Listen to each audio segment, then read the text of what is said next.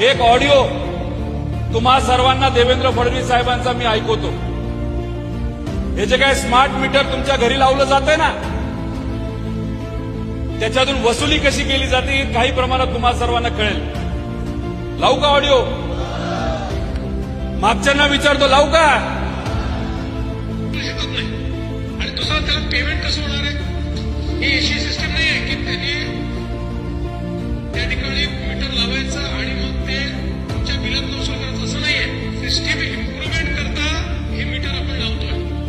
त्यामुळे system improve होऊन तेवढे अधिकचा महसूल प्राप्त होईल. म्हणजे समजा मागच्या वेळी त्या ठिकाणी जे काही आपलं बिलिंग झालं होतं, आपण जी काही वीज वापरली होती त्या वापरलेल्या विजेत आणि आता रिअलायझेशन मध्ये जेवढा फरक होईल त्या फरकातून त्यांना पेमेंट मिळणार.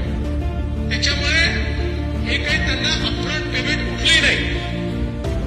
काय म्हणले देवेंद्र फडणवीस साहेब?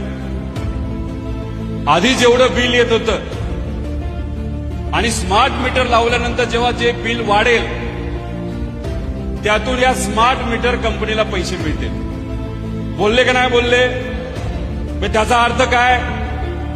आधी जर 100 रुपये बिल येत असेल, आधी जर 1000 रुपये बिल येत असेल, तर स्मार्ट मीटर लावल्यानंतर ते बिल वाढणार असं अप्रत्यक्षपणे देवेंद्र फडणवीस साहेब स्वतः बोलले.